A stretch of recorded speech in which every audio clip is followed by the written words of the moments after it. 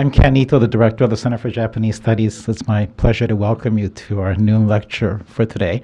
Today is the very day when I have no announcements, and so all I'm going to do is to introduce Professor Mirko Yoshiyama, who teaches on our social work school, and she'll be introducing our speaker for today. Hi, good afternoon. I'm Mirko Yoshiyama in the School of Social Work, which is this building, our social work building. I'm an associate professor here, and I do research on violence in the family, mostly focusing on adults, violence against women, called domestic violence, or in Japanese, domestic violence, or DV. That's what it's called in Japan. And another aspect of violence or maltreatment in the family, which isn't talked a lot about in Japan, is child abuse, child maltreatment. And Dr. Bamba has been focusing on not necessarily abuse per se, but children in the child welfare system. And Japanese child welfare system probably is unfamiliar to many of you, and maybe the child welfare system in this country is also unfamiliar to many of you. So today we get to listen to what's going on in the system, in the Japanese system.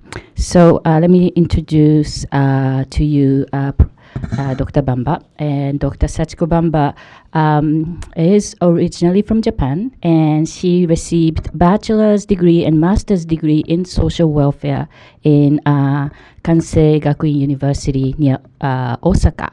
And Kansei Gakuin is one of the most prestigious social work schools in Japan.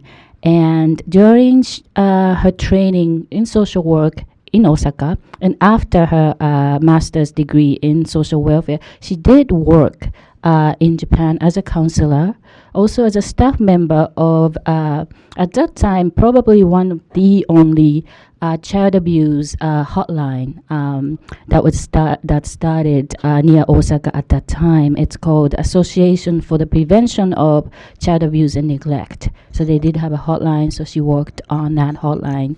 So as you can see, she has a practice experience in Japan, and with that practice experience, she came to this country, and she did receive an MSW, Masters in Social Welfare, social work, from Case Western Reserve University, just around the corner. And then she went to Illinois, University of Illinois, Urbana-Champaign to receive PhD in social work. And she's currently a postdoctoral research associate in the School of Social Work at Illinois, Urbana-Champaign. And starting in April, she will be an associate professor back in Tokyo, Tokyo Gakugei University. So as I said, Dr. Bamba is an expert in child welfare issues in Japan, and also does research on school-based social work. Again, this is an emerging field in Japan. And her research approach is pretty unique and interesting. She combines multiple methods. She describes her method as ethnographical methods, and specifically she uses participant observation. Participant observation, also record reviews, as well as interviews with children, staff members, and other adults that are important to children's well-being. So the title of her talk today is, it's right there, Children's Ibasho and Adults Mimamori, Implications of Japanese Concepts to U.S. and Child Welfare. Rather than me trying to explain what Ibasho and Mimamori, I'm sure Dr. Bamba will give you a detailed explanation of what Ibasho is and what adults do, Mimamori, to create that Ibasho. So I hope this place, Anaba, is your Ibasho, comfortable place today. Thank you for the introduction, and thank you very much for coming. I'm very glad to have this opportunity to talk about my study. The research that I have been working on for the past 6 years about experiences and perspectives of Japanese child welfare workers and children who live in child care system. And the main, most material today are from articles that I wrote for papers in social work or child welfare related journals. The United States and Japan share common child welfare goals. The goals are not just to protect children's physical safety, but also to promote children's emotional, social, and intellectual well-being. We also face common challenges in meeting those goals.